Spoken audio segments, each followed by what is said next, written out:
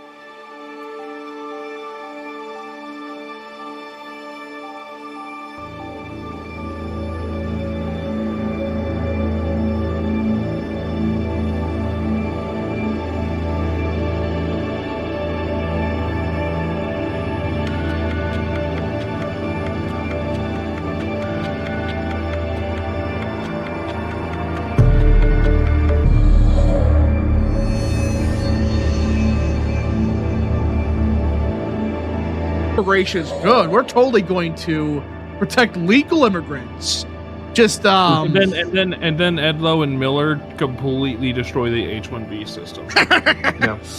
Well, yeah, they literally imposed $100,000 fee to the H-1B visa. And now the funny thing is, in India, it's been reported that people are having 24-month-long waits to get an H-1B.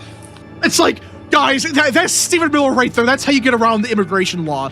Oh, we're allowing H-1B applicants, but yeah, they're totally not going to the garbage. Totally, we're totally reviewing that in a few years.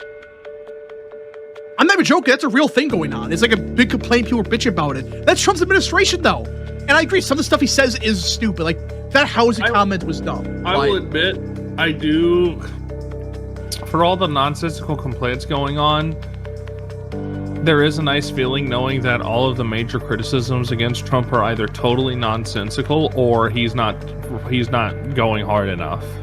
We have too moderate president right now. That is a good feeling to have, because with the first admin, a lot of people had similar sentiments, but we're mostly fine with it. Yeah, that's what I like about this. Like, people are complaining not because he's gone too far. He's not, in some areas, not gone far enough, and I agree with that. I think that's the biggest issue. We needed somebody to go, and let's be clear, he's done a lot of good stuff.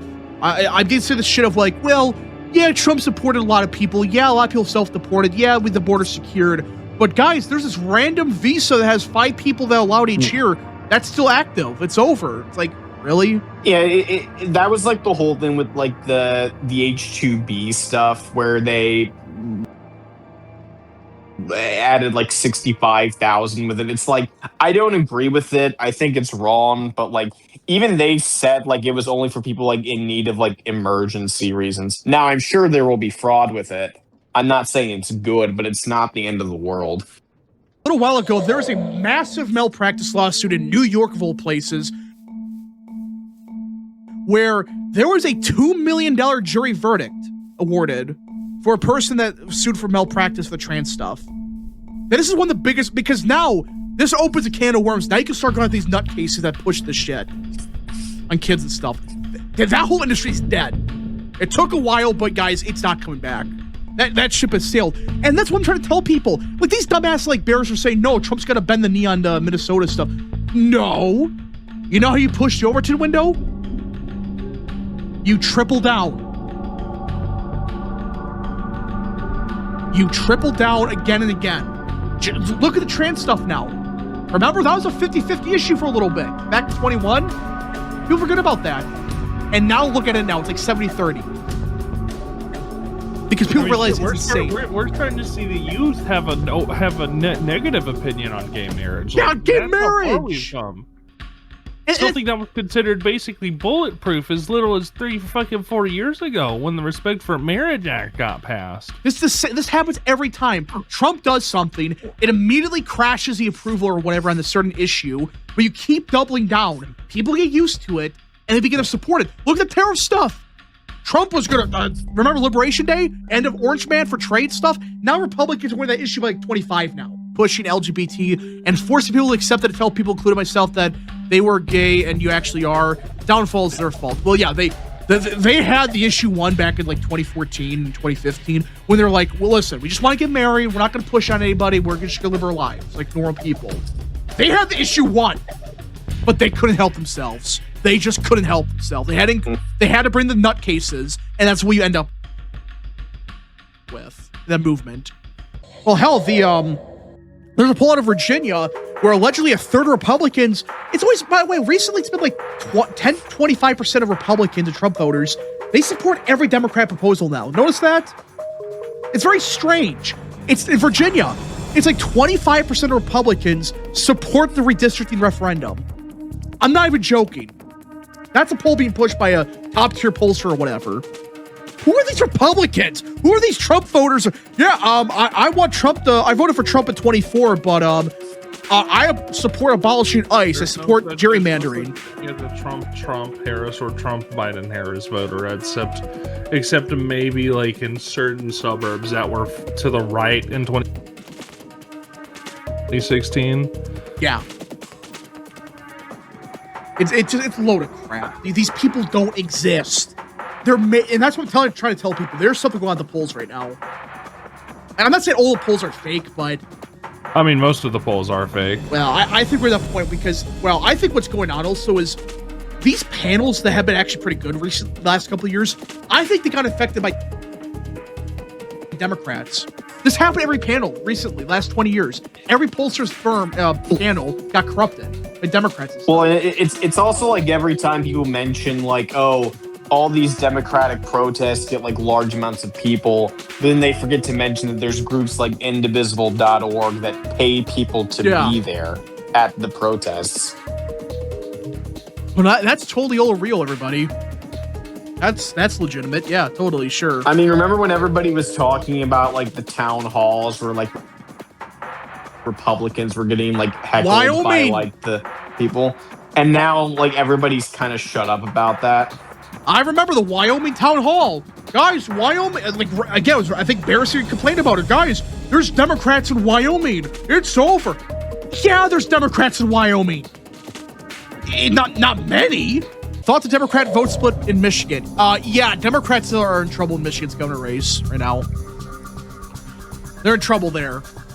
Which, I don't know, why is Trump trying to make Perry Johnson run? You guys hear about that? Perry Johnson might It makes no sense. John James would have been fine. Listen, I'm a defender of Perry Johnson. I like his 2-cent plan, but it's like... Johnson is fine, but what the fuck is he going to do as governor? Yeah. He has money. He could have declared much earlier. This just comes off as a very... We need to keep John James in. John James, like, look, he's lost statewide twice. I kind of feel bad for him in a weird way. He needs to, and I usually don't for politicians, but you know, he should be. I think he's the best candidate.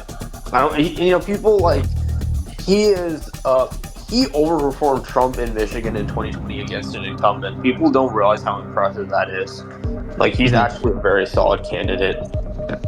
My only theory on Trump doing this is he thinks that if John James leaves his seat, that the Democrats will like pick it up or something. That's the only thing I can really think of.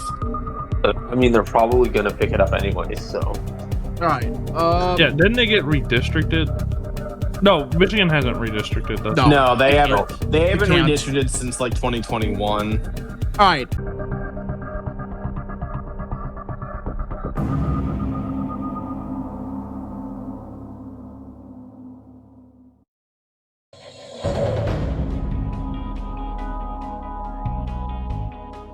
According to the New York Times, Chief Justice Roberts has opposed NDAs on clerks and staff per the New York Times. Now, this is very unusual. I don't think I've ever seen this before, where the Chief Justice is just invoking like NDAs on people.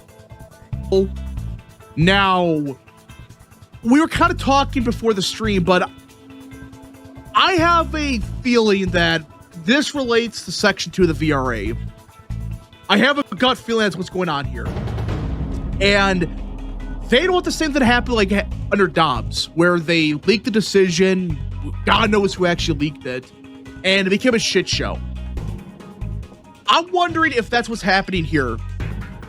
They know a controversial decision is coming up, and they don't want it to leak again, especially with the betting markets and stuff. What do you guys think?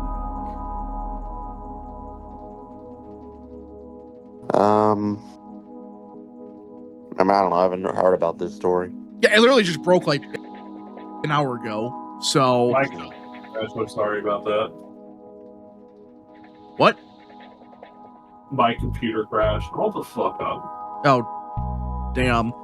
But yeah, so it looks like it's going to be Section 2 because it really can't be birthright citizenship because I don't think they even had a hearing on that yet. So it has to be Section 2. What's another controversial one? I can't really think of one actually. Not birthright citizenship. There's really nothing on guns.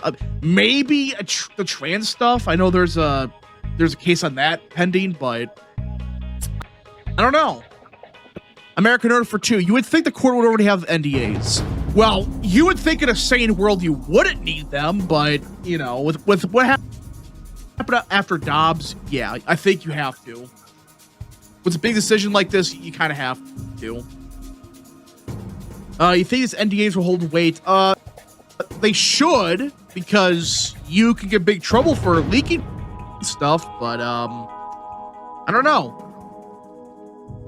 But yeah, I do think this case does, this decision potentially, and not a guarantee, I think it's surrounding Section 2. And a reminder that we've yet to see a decision in this term from Thomas, Alito, and I think Gorsuch. Quick question, what the hell are you guys doing down there? What the hell? The Texas GOP chairman, George Abraham, he's too busy having 911 calls leaked of his son calling 911 because he's beating his wife with a fully loaded gun. Wait, what? Yeah, you didn't see that? The Texas GOP chairman, Abraham George, Indian, by the way. A 911 transcript got leaked of his son calling the police and saying that daddy is beating mommy and a loaded gun is involved. Oh, Jesus. So, yeah, the Texas GOP is too busy throwing all their money at Cornyn and beating their wives to actually win special Senate races. Which, now, by the way, I want to mention there's not going to be a single fucking special session called. This person's not going to be put into any situation where they have to vote on anything unless there's a special session. Yeah, I should be clear about that. I did not realize this. I know Texas is kind of weird with the session stuff, but apparently they don't even have sessions in even years, I guess. Right? No, they don't. Not for the Senate, at least. That's weird. That is actually really weird. Why is that? Unless Abbott calls a special session, and he shouldn't. There's no reason to call any special. Yeah, I can't think of anything because, like, then name one issue. There's literally no reason to panic over this person getting elected. Democrats basically wasted money on a seat that they're not even going to fucking hold 2 years from now. Yeah, in late 2021. And it's a giant jump in the last couple months. It went from like 48 to 53 or whatever. It's a sign that most major manufacturing sectors grew from machinery to chemicals, which tells us the pickup is broad, not fragile. So this is huge for Trump because the whole thing that's holding him back is the economy. That is the number one issue for people. Not Epstein. Let's cut the shit. It's not on fucking Epstein. No one gives a fuck about Epstein. Or about Iran. I'm getting so sick of this. Does the average voter really care about Epstein? Like, honestly. The average Democrat does. Oh, the average Democrat. But I'm talking about the average, like, low propensity voter. do they really give a shit about Epstein? No. They care more about the state of the economy. And there's metrics out there indicating that it's going to get a lot better this year. Not saying it's going to be perfect, but it should be a lot better than it was, which that's the one thing holding Trump back. That's why I've argued it's the economy, stupid. Did everybody forget about the saying from Bill Clinton's campaign in 96, I think it was, or 92? It's the economy. Like, if people think the economy sucks, it doesn't matter what you say or do. They're not going to like you. Same thing with Biden. Obama was hated for most of his term because the economy stunk. So, yeah. Harvard-Harris released a brand new poll. Was Trump's policies in his first year in office consistent with his campaign promises? And 55% of voters said consistent. A majority. It's as if Trump is actually doing what he said he was going to do. Why do people think he's not doing that? Do people really think that the Epstein files were the #1 issue for Trump? Do they actually believe that for 2024? Because I'm confused. Like, has he broken a single promise yet? Of his actual campaign promise? Not just a one-time interview where he says, yeah, I'll look at the Epstein files.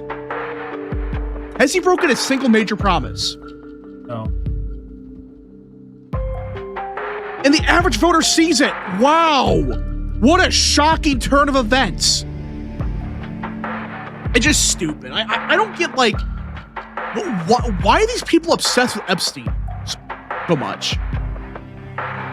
That is a serious question. Does anybody have a clue why? Because pedophilia is bad or something. It's all because the Orange Man. They want to. Yeah. They think it's because the walls are closing in on the evil Orange Man. Let's see him wiggle his way out of this one. For the fucking 10,000th time. You're telling me that these assholes never cared once about the trafficking under Biden. Remember that? How many kids disappeared? Like 400,000 under Biden? 400,000, 500,000. Yeah, they all just vanished. Nobody gave a shit. Some numbers were saying up to 1 million kids disappeared under Biden. Yeah. Because you also need to keep in mind the amount of illegal children that are being trafficked in the country. That's true. And plus, these are just estimates. God knows how many people actually showed up. Harvard-Harris released another part of the poll, and they found out, I got it finally pulled up, good lord, it took a while. Support for deporting all illegal immigrants. So this is right after the Alex Preddy shit, after the Renee Good stuff, after ICE bad. And a majority of Americans still support deporting all illegal immigrants. And this is from a Trump -12 sample, by the way. That's saying this. Because the median voter's opinion seems to be, I support deporting illegal immigrants, but I don't like the way ICE is handling things. No shit! Like, these idiots really thought they supported amnesty now. What a bunch of they actually believed it! Over the last 2 weeks, they've been saying, oh, people don't like ICE. They want, that means they want to abolish ICE. No. They're just saying, like, they don't like some of the stuff going on, which, like, listen, after a shooting, this happens every time. After a big shooting happens, police approval goes down. Did everybody forget BLM in 2020? They surged record popularity, and 5 minutes later, it blew up. It's the same thing with, like, gun control. The median voter supports gun control after a school shooting, and then it just, goes away again. Yeah. It happens every fucking time. We have to keep explaining this, but because these idiots don't understand that, or they lie about it. Stupid. Now, I don't imagine support for abolition ISIS went up, but that's still probably mostly among Democrats, in my opinion. Yeah. Like, I do agree that, yeah, they've taken a popularity hit, but what do you think's gonna happen? What, you think we just gotta say, please leave, and they'll leave? Just, if we say it nicely enough, that'll make them leave. Yeah, I'm sure of it. Oh, the poor 5-year-old in the bunny beanie is scared. So we need to open up the borders and shit. Quick, the brown man is crying. Burn the Constitution. Yeah, I was just saying that. Yeah, that meme is every time I see it, I just laugh. It's true. It's not just people on the left now. It's just dumbasses on the right. that's saying it now. Also, you see the Democrats are already parading the 5-year-old around, like, you know, he's already their, like, Well, daughter. if we gotta talk about that, we gotta talk about what the judge wrote in his decision. These judges are supposed to have no say in immigration stuff. They're supposed to have zero say in this. There are immigration judges for a reason, not these bullshit federal judges that can just say, "Oh, yeah, I can intervene because they say so." It's the law, and they're just ignoring it. They're not even pretending anymore. But yeah, so this was a real decision by a real judge, okay? A real district judge. And he wrote, I can't believe this is real. Philadelphia, September 17th, 1787. Well, Dr. Franklin, what do we have? A republic if you can keep it. With a judicial finger in the constitutional dike, it is so ordered. Signed this 31st day of February, 2026.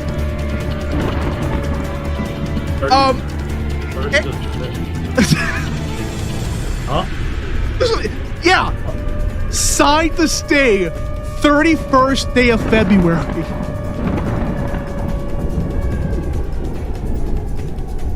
With PatriotSoftware.com, accounting and payroll, keep your time in mind. I'm convinced they just make bullshit up sometimes. First of all, since when do these judges like cite this shit? Oh, well, Dr. Franklin, what do we have? What? But on top of that, what, he writes it like a resist liberal, and then he includes a picture of the kid at the bottom, which that never happens. He writes it like a resist liberal. Yeah. Almost like he is a And resist liberal. look at this. He cites Matthew 19:14. Oh, go to hell. It's one of those James Tallarico Christians. Yep. This is real. This is a real decision by a judge. This is somebody like, God knows, who is Fred appointed by? His name is Fred. Fred Byrie. I can only imagine. It's either a Bush or, not Bush, right? Let's see. Who appointed him? I can only imagine. Fred Byrie. Oh. So he is from Texas, by the way. This is your guys' fault. His education is Texas Lutheran College and Southern Methodist University. Oh, that makes sense. Yeah. Mr. M for 5. Did Trump say something dumb about housing recently? I saw this with someone saying his movement's dying, so I don't know. Okay, I want to clear about this because there is a very complicated answer to this. Yes, I think what he said was stupid about housing. Kind of. For those that don't know, he said he wants to keep housing prices high. That's basically what he said. But, and again, that pissed a lot of people off for good reason. Because, like, the average Gen Zer, they can't afford a house right now. And he kind of implied, like, some people are lazy, which you could argue that. But the point is, the problem with what Trump has to deal with is you can't just tell the average voter, yeah, I want your house to collapse in value. Does nobody understand how... Trump has to balance between Zoomers and millennials who own homes here. And sadly enough, boomers. The boomers and late Gen X guys who have homes that have these homes from a previously dog shit housing market, and they're trying to hold on to their investments. Trump has decided he's going to maintain, because he had wrongfully ascertained that boomers are going to be a more reliable voter bloc. But here's the other problem, though. The boomers, especially boomer house owners, they make up the largest share of the electorate, especially midterms. That's a sad fact. And you gotta find a fine line between, okay, you gotta make housing affordable, but you just don't want to outright say, yeah, I want housing to crash. I want the value of the house to go down by 50%. Politically speaking, that's suicide to do that. These boomers still want to keep their houses at $1 million. Yeah. They can tell the kids, hey, you can have these if you stop spending money on Starbucks. Yeah, it's fucking boomers. That's the issue. And older Gen Xers. And they make up a good share of the electorate. You don't want to piss them off in a midterm. Or in general. That's why Trump has to play this game. Now, The interest rate's still the major problem, but I do agree the housing, just the raw value of the house has to go down. It just has to go down. They are making progress towards that. They're deporting a lot of people. They are, I believe they're going for Section 8 housing now, I think, right? I believe they're going after that now, so it's, yeah. Remember, guys, work harder and stop spending money on Starbucks. That's real. But you can own a house. So for those that don't know, Trump and Prime Minister Modi of India, they have officially reached a trade agreement. And apparently, here's what we got.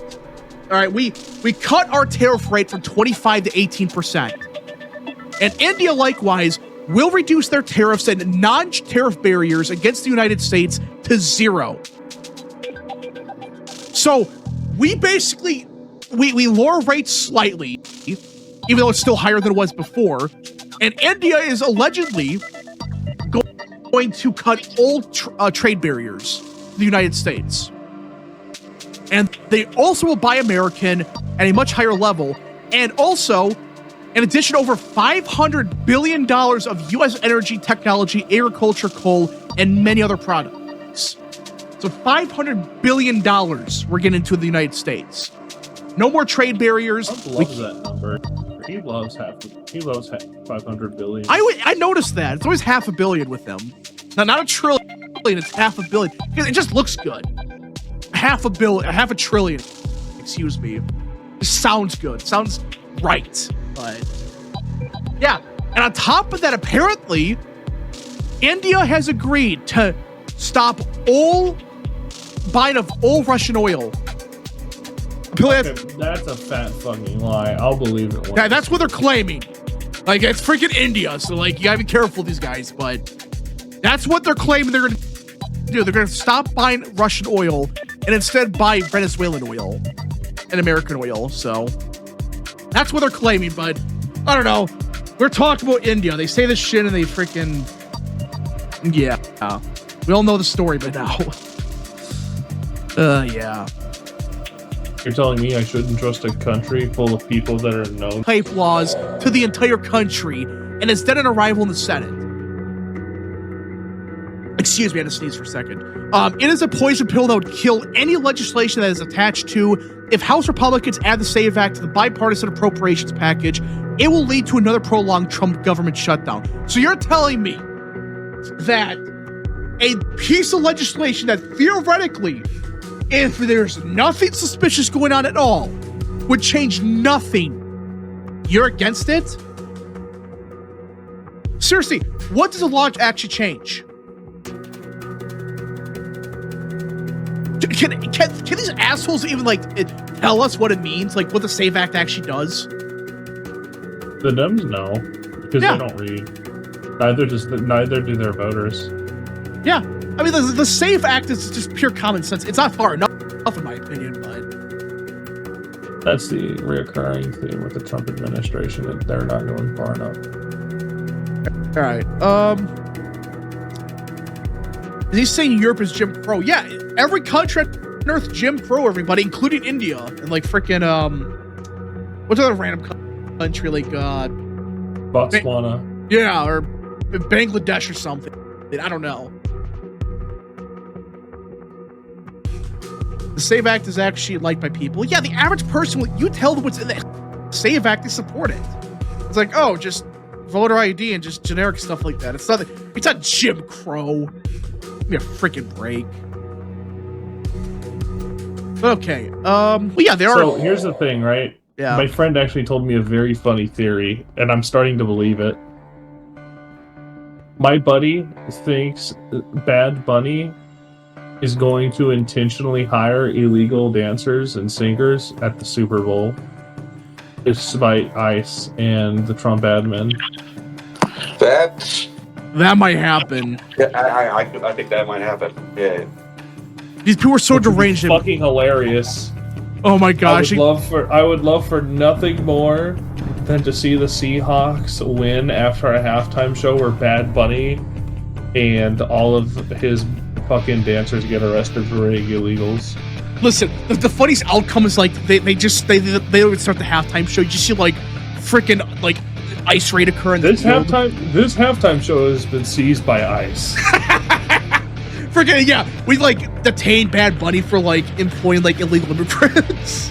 Yes. Oh my Do it. gosh. Do it, Trump, please. If Trump does that, I don't give a shit what he does the next 3 years. That'll be that alone would be worth my vote from 2024. I still don't even know who Bad Bunny really is. He's some fucking. I know it's just some shitty like pop or something. I don't freaking know. Puerto Rican. Who knows?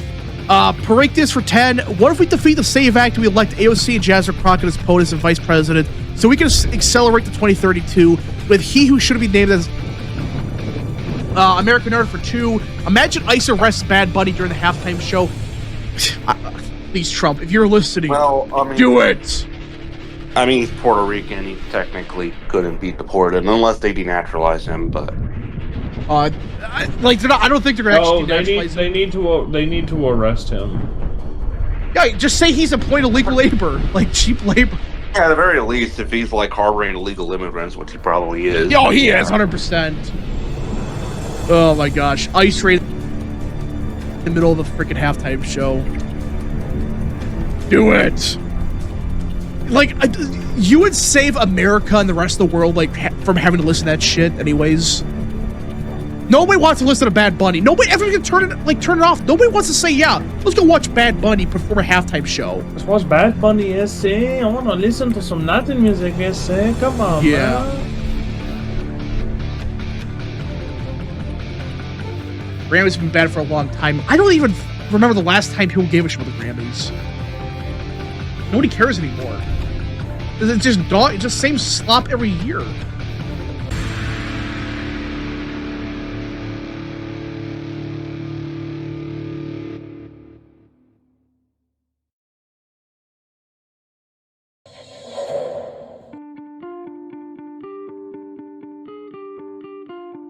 They're going for every illegal, which this is another narrative people keep saying, oh, they're only going after criminals.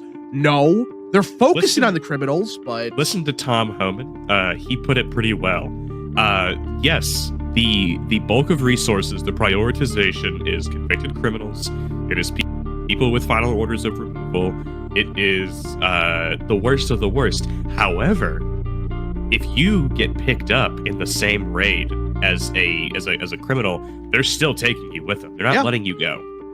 You are still fair game, even if they're not devoting. Like, obviously, I think it's important to dedicate resources to getting the worst of the worst out, and then we move down the list until we have no more illegals. That's fine, and that's what we should be doing. But if you're caught, if you're buddy with a fucking Trenderagua member, and you're also illegal, guess what? You're also going home. Yeah. You're not, like, I saw the Tom Homan 60 Minutes interview. It was like, I think it was like the week after Trump got elected. And the 60 Minutes lady, like, went on a tour with some fucking, like, lib ICE agent from fucking Baltimore. And in the video, they arrest a sex offender, but they let the driver, who is also an illegal alien, just drive off. And they say, oh, it's not worth having a bed. It's not worth using a cot for him. Yes, it fucking is. Yeah. Yes, it fucking is. Do not give me that shit.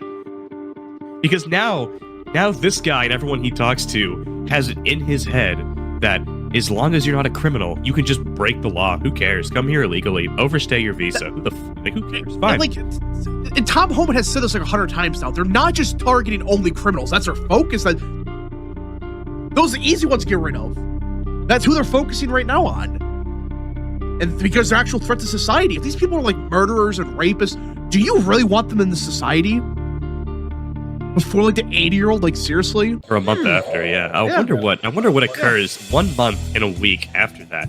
1 month of a government shutdown right before the midterms? That really makes you think. The thing is, like, people keep saying, well, that's the end of the financial year. Yeah, technically, or the whatever it's called, the fiscal year. The fiscal year. Yeah, yes, fiscal year. Is. But it's like, guys, Congress could pass whatever they want for funding. They can do it anytime they want. That's bullshit. They can pass it tomorrow if they want to do. As far as I know, I don't think you can technically extend funding past September 30th until you've actually gotten to the point of just making the New Year's funding. However, Democrats in Congress, they don't like to fund things for the rest of the year, because if they do a rest of the year funding, they lose the opportunity to cause issues. They lose the ability to cause a shutdown.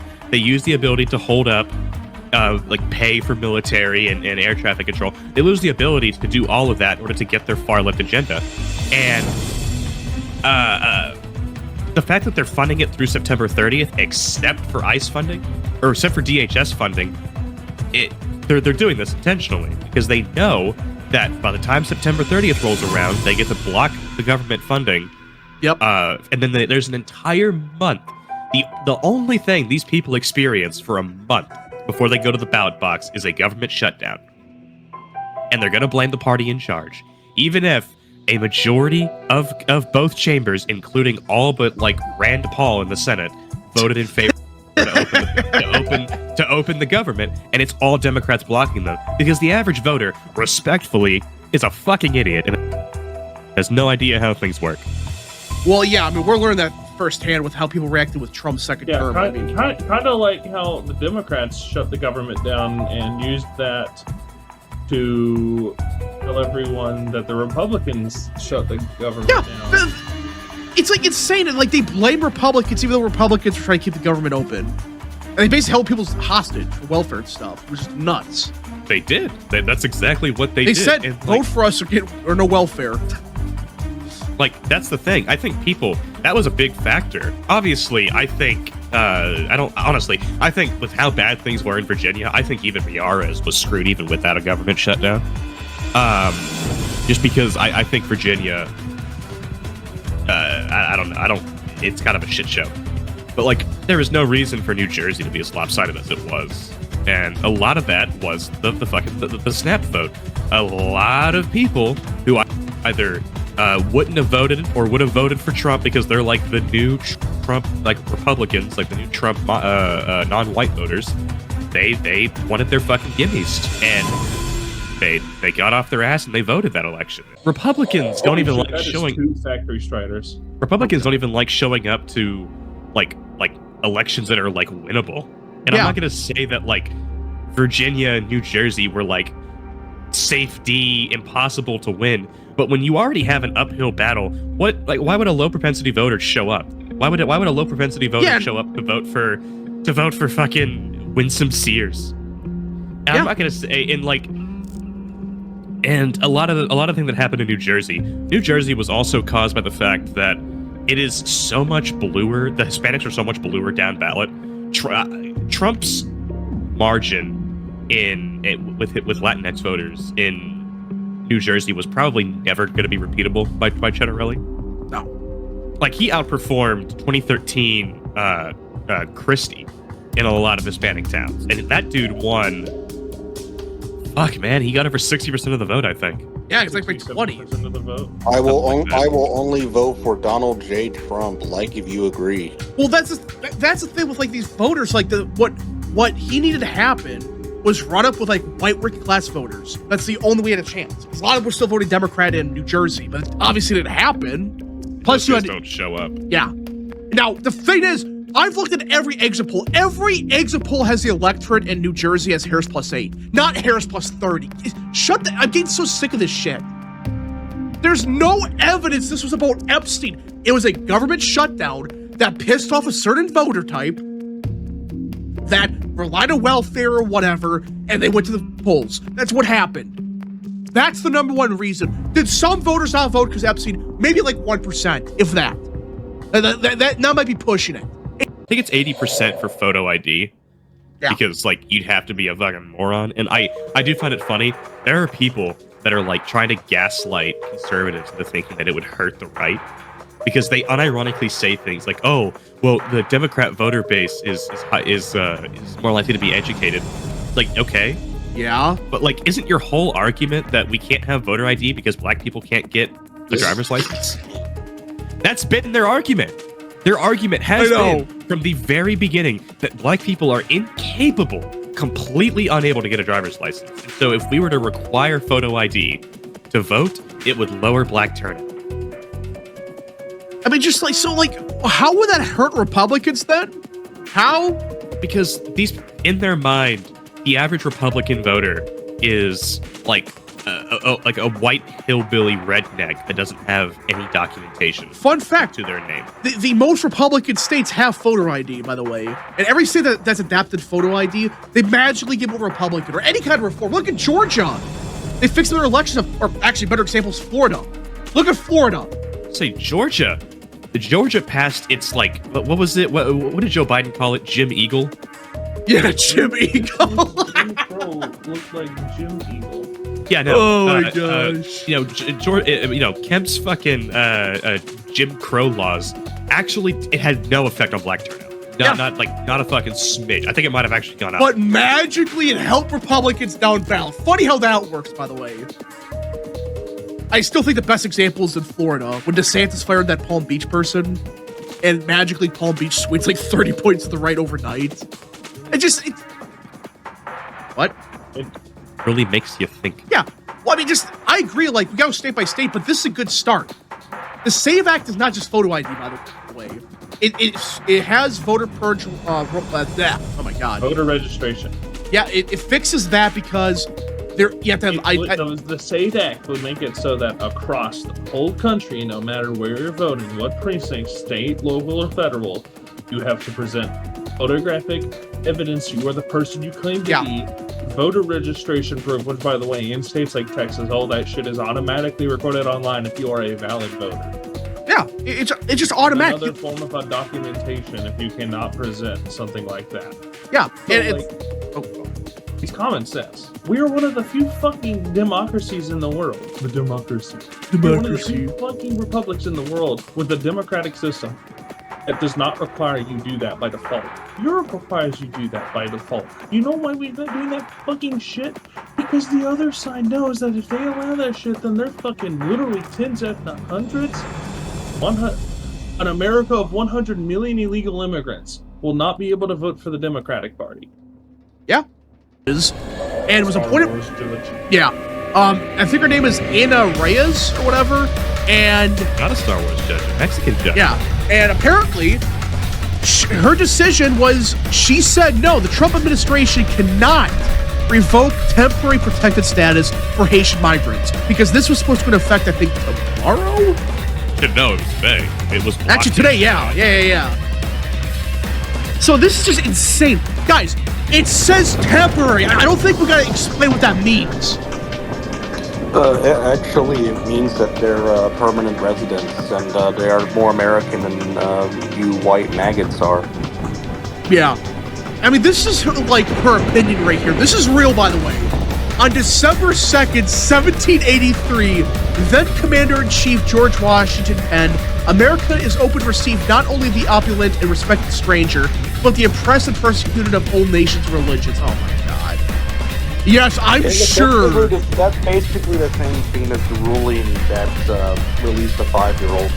I am so fucking tired of judges in this country trying to tell me with a straight face, with a goddamn straight face, that the founding fathers wanted hundreds of thousands of fucking Haitians and Somalis in their communities. That is such bullshit.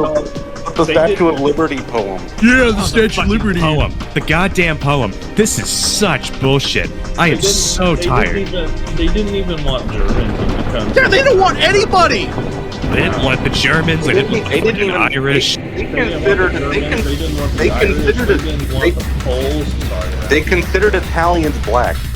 Yeah. Well, I still do. Do you think the Italians are white? Yeah, but these dumb shits, and like now you could argue that like they had limited immigration for a while because, you know, they didn't want to like import a bunch of people in a new country and all that. Like that's a different argument. But even then, it's like you can't tell us with a straight face that the founding fathers would have said, yeah, well, you can import 10 billion people from God knows where. You don't know where they're from? Here you go. Here's a passport. Go ahead. They do the same thing with, like, I was discussing with somebody about how the DOJ is now, or the DHS is now moving to how do I put this? Used administrative warrants to enter homes, and some motherfucker unironically said the founding fathers would not have wanted this. The founding fathers would be amazed we were allowing a bunch of fucking Mexicans and Guatemalans to live here illegally. Yeah. They would have been like, what the fuck? Like, what do you mean? What do you mean human? Like, what do you mean like you needed an administrative warrant to enter their home? They should not own a home. Yeah. I was gonna say Yeah. what people don't seem to understand is that they always bring up how, oh, immigration enforcement wasn't really a thing. We had Ellis Island, we just brought people in. Oh God. It's like, you do realize we had an entire act of Congress to block the Chinese from even moving here, right? The only reason Ellis Island existed is because, fundamentally, it was all Europeans. It was entirely European migration. And even then, a lot of conservatives and moderates at the time were completely hesitant, and the Republican Party of the era had to basically strong-arm a lot of people into letting them in. So, Ellis Island in of itself is not even necessarily a done deal. Yeah, that's the thing. It's like, people, even if we're just going to go with the argument that Ellis Island was perfectly okay with every single person, which it was not. It was still controversial even for the time. But let's do the hypothetical. It was still exclusively Europeans. We had an entire act that was appealed in... when was that act repealed? The act basically prioritized Western European migration over every other country. It essentially blocked South American migration. Which one? Are you talking about is that a 1924 one? Look, 1924 Immigration Act, that was literally 102 years ago. 102 years ago, we were still having only exclusively, basically, European migration. Yeah, and what happened if we just cut all immigration at that point? Because the whole idea is had a goddamn Chinese Exclusion Act.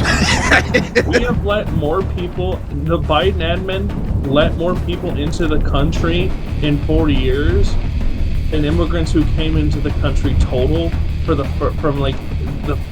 fucking Reconstruction to the 1924 Immigration Act. Yeah, here it is. 1924 was it was the Hart-Celler Act of 1965. Yeah, it abolished national up. origins formulas. Essentially, up until about the 60s, we were prioritizing immigration from rich, Repeal Hart-Celler. Thank you for that. Okay. Quick question: is the zombie filibuster still going away? All right, so that is we'll get to that a little bit. That's a big question about will John Thune nuke it. They made a deal with Luna and Burchett because they're going to vote no on every single passage of the government shutdown. So I don't know. I don't know if they're going to be able to gut it or not because you don't want to piss off Burchett and Luna because you don't got a big enough majority to handle that, especially with Thomas Massey when he comes shit. I was saying, Thomas Massey, this is the one time he may actually come into use, and it's because it's entirely unintentional and situational. Yeah. Because now it's they basically have Thune has to gut the walking filibuster, whatever it's called, talking one or whatever. Yeah. So for those who don't know, filibustering in modern Senate isn't filibustering. You're not actually talking to block legislation. You're just saying, no, you can't pass it because I said so. And if you try to pass it, we'll just vote against it, and somebody will eventually. It's not maybe. It's not like Thurman in the freaking 60s that spoke for Yeah, no, people aren't actually filibustering anymore. They're just the modern day filibuster. And people don't know how to filibuster. They vote anymore. Yeah, I was gonna say, I'm not even remotely kidding when I say that the modern day filibuster is 40%, 41% of the Senate. 41% of the Senate can say, no, I don't want legislation to pass, and they block the legislation. There is no action required. They don't have to talk to block the legislation. 41 out of 100 senators can say no. 59 out of 100 can say, I want this bill to pass. And the House can say, I want this bill to pass. And just shy of 40, just above 40% of senators can say, no, this bill fails. That is insane. Listen, I support the filibuster, but you should not be able to withhold your vote like that. That's horseshit. That's what the zombie filibuster is. And zombie filibuster is the most anti-democratic part of our system, and I'm not even remotely kidding. Yeah.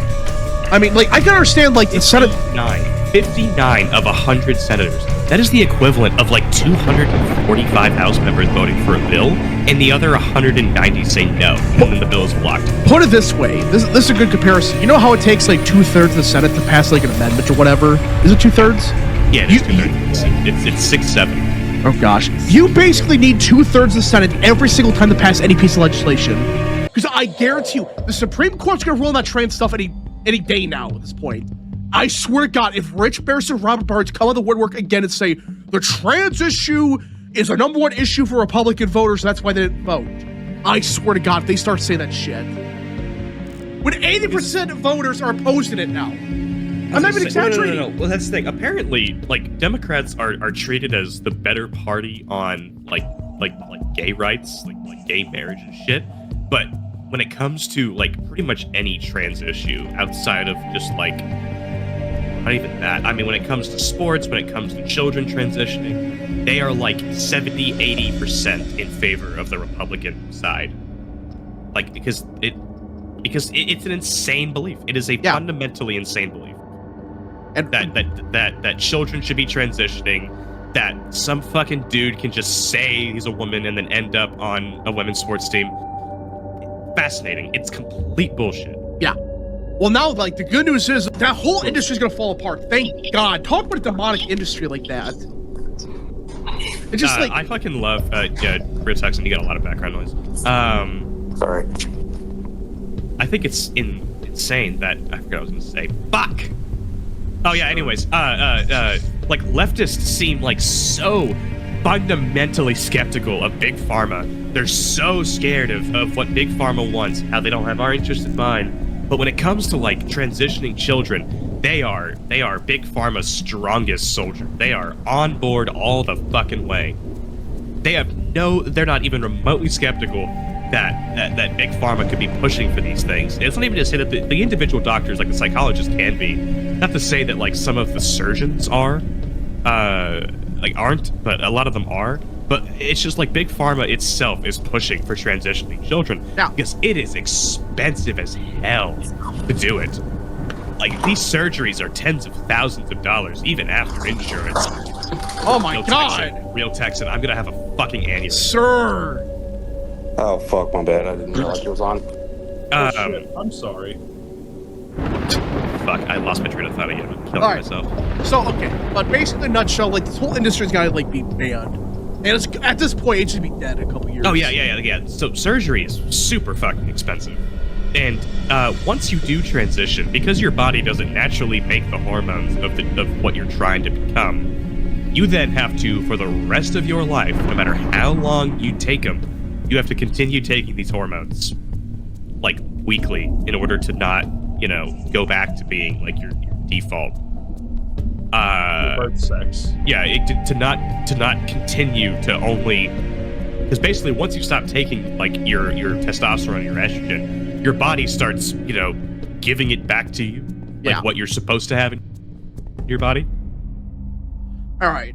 So now you've got these kids on the hook for 60 years if they, don't, anyways. Jesus. They have to pay for that shit every single week for decades. And so you've got them on the hook for that. You've got them on the hook for surgeries and consultations and further surgeries. And, like, it is a fascinating amount of money that these doctors are making off that shit. And the left does not give a fuck because they care more about that than fighting big. The vast majority of financial fraud in this country, especially by Indians and other subcontinental groups, is more or less propagated by the Small Business Administration.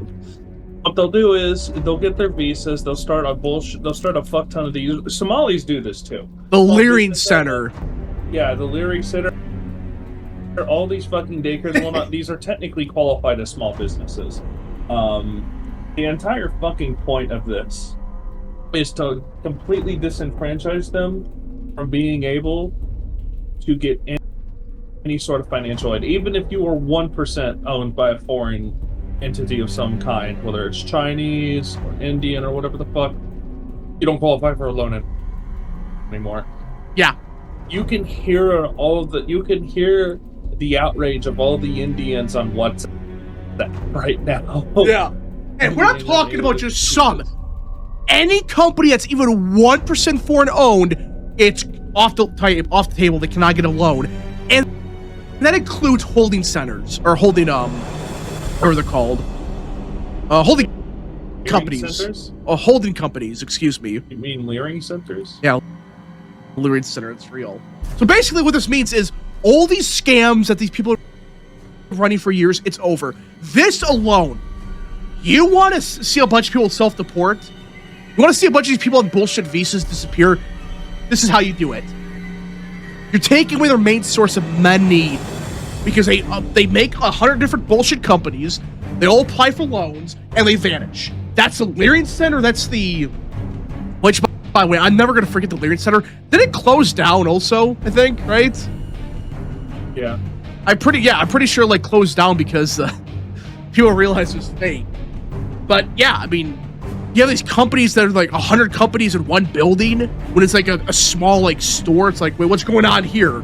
So yeah, I think this is a really good thing by the administration. Essentially, colleges in Texas are allowed to get H-1Bs for certain professors, certain researchers, certain like high up, like we need, for some reason we just fucking need foreigners because no American will take this job or is capable of doing it. Whatever.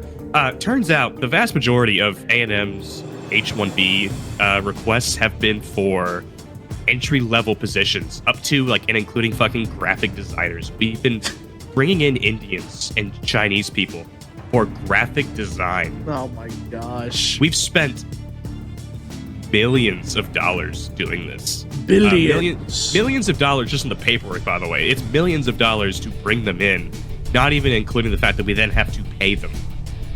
Yeah, you're talking billions of dollars, probably. On their actual salary. And just in the last, like, 6 or 7 years? Stop it! Yeah, 6, 7.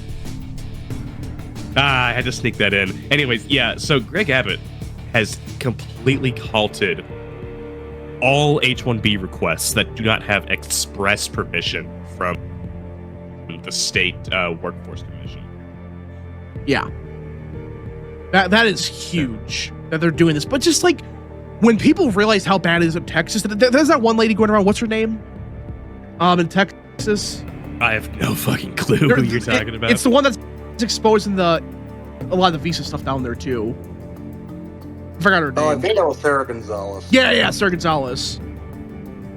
Yeah, when people realize how bad it is in Texas, because I've been looking more into it.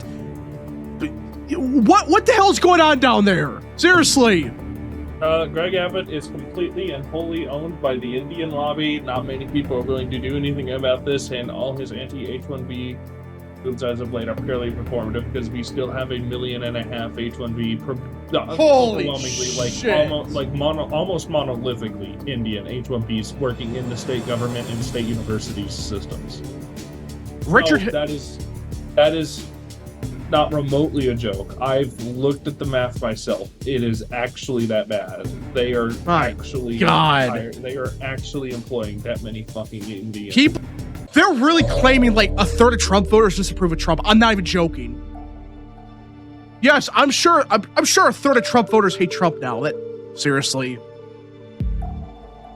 Pew, are these- pew, pew, pew, pew, pew, pew, So, pew. my question is, yeah, right here. According to Pew Research, this is the polls that we're supposed to trust. Okay, again, Pew Research is a good pollster. I'm not denying it. They are a pretty good. Well, they were. I still think they are, but they're. You want proof of response bias? Republican support for Trump's agenda. In February of last year, right after Trump was inaugurated, it was only 67. Oh my God. 6'7". 6'7". Yeah, it was. But seriously, only 67% of Republicans said that they supported Trump's agenda, mostly or all of it. Now it's down to 56%. Bullshit. Who are these fucking voters that say, yeah, we hate Trump's agenda? Who? Who are these voters? Casey Push. He was texting me at 1:30 p.m. Yeah. Let's see.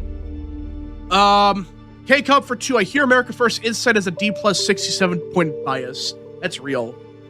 Commander John for 2 only voted GOP in 26 to give Trump a 3rd term. Well, it's not gonna happen. Sorry. Just dude, it's over. You're not gonna get Trump a 3rd term. He's talking about it, but he's not going to.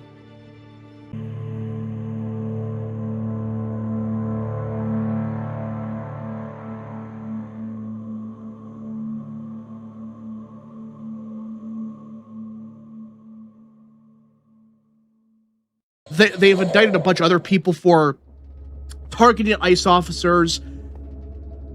I'm shocked. She's actually been doing a halfway decent job. Is it everything we wanted? Of course not. And that's the issue people have. You can't point out an objectively good thing like this, which it is. This is objectively good. That Pam Bondi, the DOJ, they're going after these nutcases. That is objectively good. But you point it out and people say, well, Epstein. That's a problem with the right. You say something that's good that they did. We get a win. We're going after these scumbags finally. We finally got a judge to sign off on stuff for a grand jury. Finally got something going. And instead of taking the win, we're bitching about Epstein or freaking Doge or whatever. It's just insane. I still want people arrested for the RICO charges with Charlie Kirk's death. Which is still ongoing, by the way. I can confirm that. They're still working on the RICO charges. It just, RICO cases take a long time, blah, blah, blah. We get the point. But immediately people are bitching about, well, what about Epstein? You have not arrested the people in the Epstein files yet. Which, I still have this question. Can anybody point to me in the files a legitimate piece of evidence of somebody committing a crime? And what crime did they commit? I'm still waiting. I've asked 20 people now, and not a single person, way more. I've asked anybody. Name one. Not some anonymous tip bullshit. Name one actual thing in the files that prove a crime was committed. Anywhere. And not a single person has said anything. They just said, well, they're all guilty by association. No, they're not. Yes, it's bad they were involved with Epstein. They knew Epstein. They talked to him. That does not mean they committed a crime. There's nothing there. Nothing. Just anonymous tips and schizophrenics lying about shit. That's what's going on. When can we expect Harris's announcement? Oh, she did make the announcement, I think, right? Yeah, it was a relaunch of her HQ. They call it Headquarters 6-7. Yeah, let me just pull this up. Yeah, the HQ fades back and it's Headquarters 6-7. And doesn't she say 6-7 in the video? I didn't watch it. She probably did, but this is probably the lead up to a presidential run. She's running for president again. Wow. You know, listen, I'm telling you this right now. Go ahead. You want to give Republicans a free gift? Let Harris run her shit. Go right ahead. Because you know what's going to happen?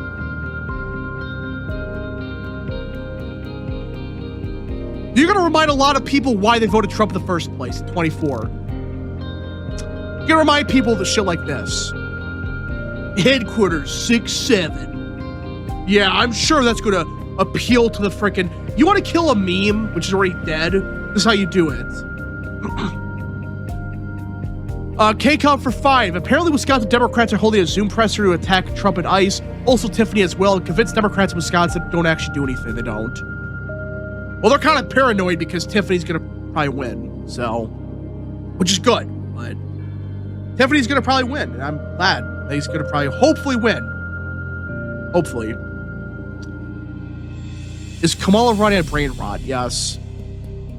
But people understand, like, this is our opposition. This is what we got to deal with. We don't lose we like, Democrats don't win elections. We lose them. How many times have they explained this? Did Trump say something dumb a couple days ago? Yeah, he does this every day. He says, oh, we gotta be nicer on deportations. And 5 minutes later, we do the biggest worksite raid in history. If this happens every time. It reminds me of the response to Trump's interview with Laura Ingraham, which was a bad interview. I Oh do yeah, it agree. was. But like people were saying, like, oh, it's over. Trump's gonna cave on H-1Bs Yeah. and so forth. And has that happened? Well, no. There was the stuff with H-2Bs, but that's not the H-1B stuff. Yeah. The H-2Bs are a big concern. That like the H-2 visas are much bigger of a concern, I think, right now. But even then, like they say one thing, and it's like, oh, we're gonna keep immigration going, and then you do go to these like websites in India. It's like, guys, there's a 40-month delay on my application. Yeah.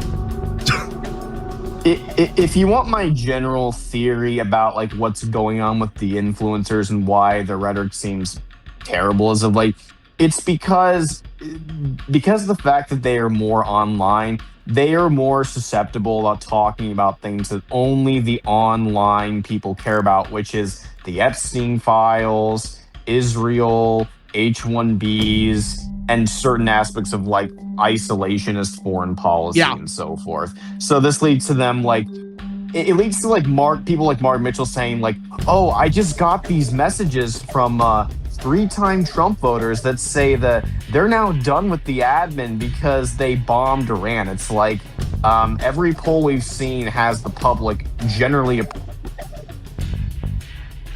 approving of the Iran strikes, like pretty overwhelmingly too. And MAGA, it was like near dictator margins that they agreed with the strikes on Iran. Yeah, it's just so like I heavy doubts. I don't know what they're talking about. It's like, and remember, Mark Mitchell, again, I'm not going to attack him because unlike Barris and Giglio, he's actually nice. Most people, so I'm not going to say anything. But like a couple months ago, he was pulling this. He said like, guys, the majority of even Trump supporters, they want to bomb Iran. That's just an objective fact. But now they're magically changed. Trump admits, yep, they are going after the home builders. Interesting. Now, like, I don't think the home builders themselves are causing the prices to go up. But I would not be surprised one that they're like purposely, what's the word for it? Price gouging.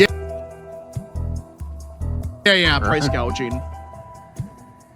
I'd be very curious.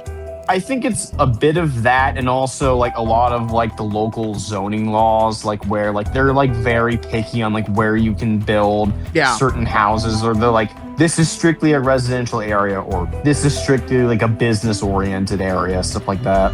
Yeah, the zoning laws are crazy, but really, I don't know what Trump can do about the zoning laws, really. I think a lot of that is probably like he can probably like pressure certain governors to maybe like revise the zoning laws. You could probably make it like how Texas, because like Texas, if I recall, is very like loose zoning laws.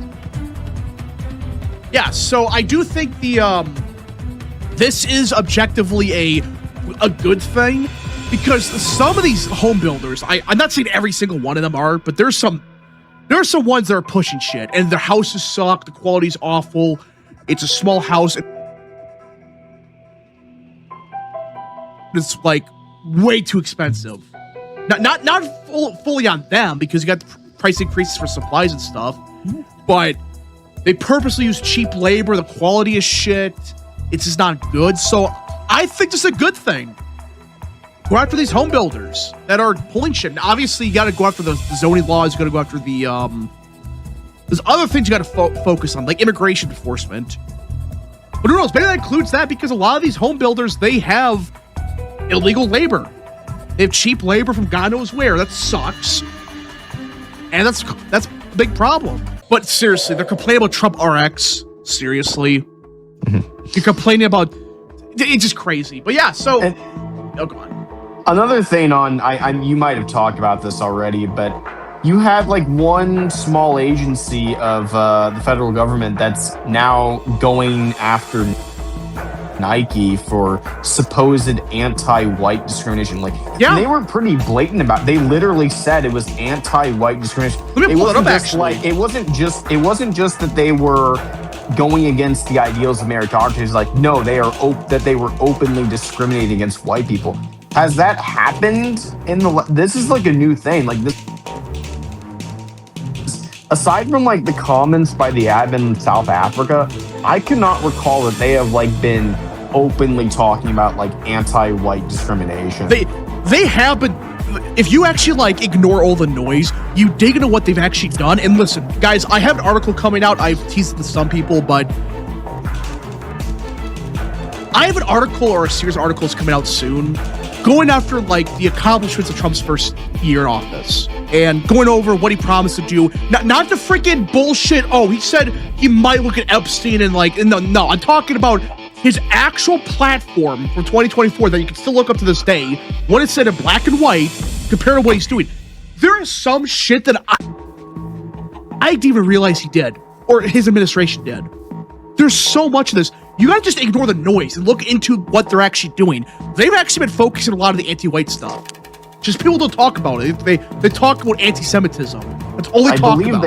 I believe they also raised the prices for H-1Bs to like $100,000. Yeah, they did. Before it was like it was way cheaper to get an H-1B beforehand. They changed the lottery system for H-1Bs. Nobody talks about that. The USCIS, they changed the system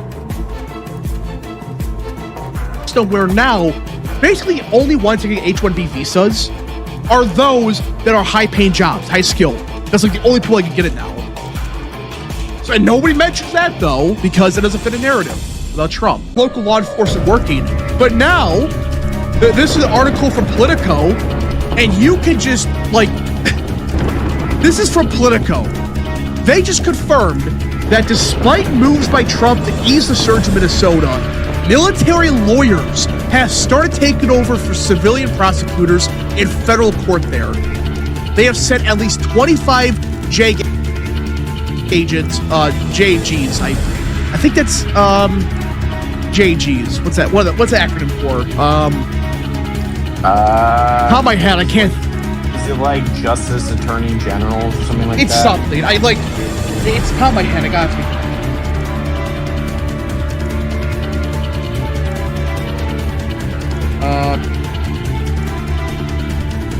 Judge Advocate General's Corps. Yeah. So like this is for the military and stuff, and they have assigned 25, or they're going to send at least 25 agents. The military lawyers are picking up many of the cases Attorney General Pam Bondi announced last week against protesters accused of assaulting and impeding federal agents. Man, does this sound like we're bending the knee to these people? Guys, it's over. Frickin' Bears told me we gave up on Minneapolis. It's all over, everybody. What? Why would we be sending these lawyers in if we gave up? Are you shitting me right now? And if you look at what a lot of left are saying on the Minneapolis stuff, a lot of them believe that Tim Walz caved on this. Yeah. Like, I believe like Bosch said that like Tim Walz is like will go down as being like one of the worst governors in American history. Now they're into their own. He was freaking out about a lot of the stuff. Will Stancil was freaking out about a lot of the stuff. Speaking of Will Stancil, they're eating their own now. They're attacking Will Stancil now, for crying out loud.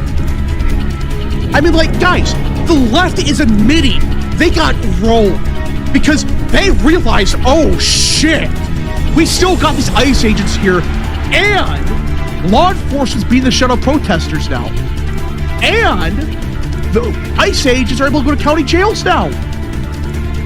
But Rich Barris and these dumbasses are saying we lost? Really? And also, I mean, this has been said before, but allegedly we've deported enough people out of Minnesota that it loses a congressional district. They have arrested, I think it's 4,000 as of now in just 2 months, which, listen, it's 2,000 per month. That's out of Minnesota. That's a state that shouldn't have that many illegal immigrants in the first place. 1% of Trump voters just don't give a shit about this stuff. I don't even think they know all of this, like, drama online. I don't think they care. Because people need to understand that the average Trump voter is someone who works a 9-to-5 job, just wants to make, like, end meet, just wants to have, like, a happy life with their family. Like, they're not paying attention to all this, like, terminally online garbage. Yeah, and I'm not gonna hype anything up, but I did We might have a poll on the influencer stuff in a couple days. I'm not going to confirm that, but there might be polls coming up on the influencer stuff because I'm becoming more convinced that people take these polls and stuff. They're just people that follow the influencers all day. And they're just like screwing up the entire electorate or whatever. I think I posted something where I said I felt like I said, I'm more lenient towards Mark Mitchell. I think Mark is kind of in his own little self-created bubble where it's like people know he's like seems like a right-wing pollster, so he mostly talks to like online right people and like what are they talking about? Epstein files, H-1Bs, Iran, Israel. I really think it's Mark because like he's not been a dick to me. No, like I don't. Yeah, like I said, I don't have any personal problems with Mark. By the way, I think he's doing great. But a certain other individual though, I think I should probably address this now because this is we're on the subject. Listen, and let's be clear about one thing, okay? I have been less critical of Trump recently. I will admit that because I begin to look more to Trump's administration. It's not been perfect. I've been critical when I have to. When he says something stupid, I will be critical. But like I've been less critical lately because like I've actually done my research and realized, oh, there are stuff happening. Just it doesn't happen in 5 seconds. The Minnesota thing proved it. Remember, everybody said that Don Lemon was not going to be charged. Remember that? And he got charged like a week later. It just took time because the grand jury and then a corrupt judge was saying no, they can't sign the order, which is insane. But like, well, not to mention, you also have the one judge initially saying that like ICE couldn't even use pepper spray on protesters, and then that got overturned like a couple of days later. All right, we're just chilling for Israel like that entire time. Magically now he's like anti-Israel. Money, that's why. Conveniently when it becomes more on like popular online, because guess what, money, that's what's happening here. It's bullshit. Like I think I'm not sure if I've said it on the stream, but I've said it on Twitter that like I truly believe that Rich Barris and David Giglio are probably on the payroll of Steve Bannon. I think so. Because you saw that where Rich Barris was like, oh, I think we should support Steve Bannon in the primary. Meanwhile, like, Rich Barris can't shut up about the Epstein files, but has never mentioned once that Steve Bannon is literally in the Epstein files. He talked to Epstein. He talked to Epstein 5 months before he died, or whatever it was. He literally had an interview, 2-hour-long interview. It was like March of 2019. Yeah. And you're telling me you never once mentioned that? But, oh, I'm a clapping seal because I merely said that you should always be critical. No, you're deflecting yourself because guess what? I have no clue what's going on here, but it's becoming very suspicious that the millisecond that Steve Bannon wants to run for president and MTG's told not to run for Senate, that's when he magically turned against Trump. I wonder what's going on there. Not alleged or anything, but seriously. Also, David Giglio flipped on MTG because he was critical of MTG like back in 2023 and 2024, and now he's like saying like, oh, MTG is like the best, is like the second best congressman we have, only to Massey. It's like, did I miss something? Or there's something. There's something that Bannon's fear of the GOP. Bannon, MTG, and Massey, they're connected somehow. I don't know how, but just it's become bizarre. It's like they hated Massey and MTG before this year, or last year, I should say. Now they love him. They were fully on the Vance train until magically Bannon was talking about running for president. What do you think's going on here? Josh or Fine? Oh, go on. No, you read the super chat and I'll give you. Josh for 5. So Steve Bannon's causing a lot of this numerism on the right. I think he wants to run. He wants to run for president. And now supposedly he doesn't think he can win, but I do find it very suspicious that his side of the GOP, they become more and more anti-Trump over time. It's weird, but go on. So this is just kind of my theory. I think like what you had happen like with MTG where she tried to run for Georgia Senate, but Trump didn't endorse her. I'm willing to bet you probably had something like that happen with Steve Bannon, like where I think he wanted to do something with the admin. I don't know, be like a reporter or something for them, but like they turned him Maybe down. chief of staff, and he's maybe? and I think he's a bit spiteful about that. And so now he's deciding to devote his time to like go after the admin for this. And I wouldn't be surprised if the same thing happened with Rich Barris as well too. American Nerd for 2. Elon was more sane during his crash out last year, and at least he had an excuse. I think what happened to Musk, he was very stressed with the job, and he was taking stuff. That's what I think happened with him. He had an excuse. I also think his autism got to him, like in combination with like the ketamine addiction, where he's like, oh, we can't literally do completely like defunding the government or whatever, so he kind of threw a hissy fit on it. I don't think he understood how the government worked there.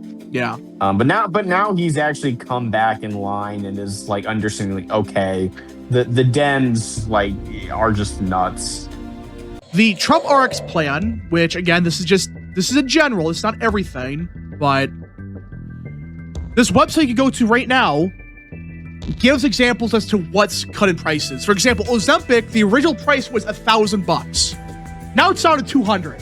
$1,300 for this, $200 for that, $1,300 for that, $150 for that. So basically, we get most favored nation prices, which basically just means like, hey, Europe, we're not going to pay for your shit, because that's what was going on.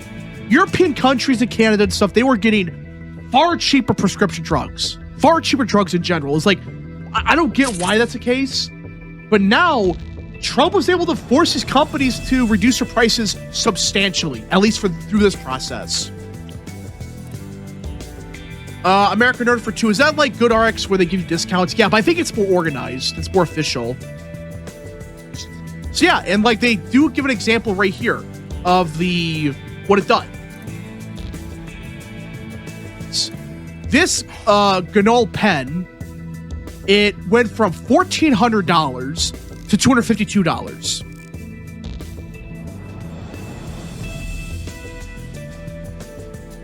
And Canada, for example, is $350. So this is a substantial thing. And John Rose, for those that don't know, he has some, I forgot what he has exactly, but this impacts him deeply. And he said, like, this is a good start. So what's your thoughts on this? Well, I mean, I think it's pretty clear just from what you showed. I mean, it's great. I mean, you're seeing like a 93% like reduction in the price of some of these things. And by the way, like healthcare is one of the issues that like is probably like one of the Republicans' Achilles heel right now. So like if this holds and you see these substantial price drops, you're gonna see like Trump's approval like on healthcare go up dramatically from this, because this does involve healthcare. And it kind of shows again, when people talk about like managerial government and so forth, this is kind of some of the stuff they mean, because you see like how all of this like intertwinement with international governments and like all this like this constant middlemen, like it makes everything more expensive. That's the thing about a lot of this is a scam. It gets rid of the middleman. This is directly consumer stuff. They can just buy directly. Now, people make a big deal like allowance to weight loss stuff. We get that, but like Ozempic, for example. But there are other stuff that also, and I think they're going to increase. They're going to add more stuff eventually. It's like kind of an ongoing process. But this is what they're focused on right now. This is the main program right now, and it's just good. I don't see what the issue is. And how do we get to the site? I think it's trumprx.gov. And it's trumprx.gov. I don't know how it works. If you just Google Trump RX, you should be able to get to the site pretty easily. And again, you can search the drugs they got. They're going to add more by the week. It's just, again, because they have to work with some companies and stuff, like Pfizer and stuff. So, yeah, that's how it works. I don't know how it works for buying stuff exactly, but it's just, yeah, it's objectively a good thing. And I think this is something the Trump admin have to hammer constantly. Hammer this 24/7. Release an ad buy for the Super Bowl. Do it right now. Of course, Barris had to complain about it. I'm not even joking. He complained about it. He said that he actually said it was good. It will save you money. Unfortunately, they haven't been able to market it at all. They're caught in a bad press loop and don't know how to get out of it. You know why they're in a bad press loop? Because of people like you. Yeah, like Mystery Grove had a very good article talking about the online writers, where he basically said that, like, you know, the online right is simultaneously acting as the fireman and the arsonist at the same time, where they constantly talk about how everybody's demoralized, and then they do everything possible to demoralize people by talking about how, oh, the admin's not going to do mass deportations anymore, guys. It's over. I hope Democrats like destroy the Republicans in the House this November. It's like just stupid stuff like this. I mean, it's like you wonder why people aren't enthusiastic about the admin. He talked more about abolishing the FBI than he did about the RX thing. How is that the Trump? That's just you doing shit. Like, okay, you found a way to bitch about, oh, we can't market it. Do people understand how many people have looked at this by now? Already, this one statement yesterday morning by Caroline Levitt has 1 million views. Probably tens of millions. You're telling me that nobody cares? Fuck off. This whole thing is it's clear what's going on here. You're counter-signaling because your buddy Steve Bannon wants to run for president. That's what's going on here. Let's cut the shit. Your buddy that is in the Epstein files, by the way, that you can't shut up about. And I'm not going to shut up about it. Yeah, until he mentions it. Like, why shouldn't we? His buddy Steve Bannon is in the files. I'm not saying he did anything wrong, but it's suspicious. Same thing with Lutnick. Like, I agree. They should be investigated. Breaking news. So all these people are complaining about the federal government not firing enough people, which I agree that's an issue. Well, a judge has finally got off their ass as the appeals court has just vacated an activist judge's injunction, which halted President Trump's executive order gutting DEI and federal government. This now gives Trump free reign to fire any and all DEI hires in the executive branch. So we're going to say fuck you to a lot of people. This was a problem all along. You have these activist judges, same with the Department of Education. They fire half the agency or department, and a judge blocks it immediately. Like, nope, you can't fire anybody. Yes, you can.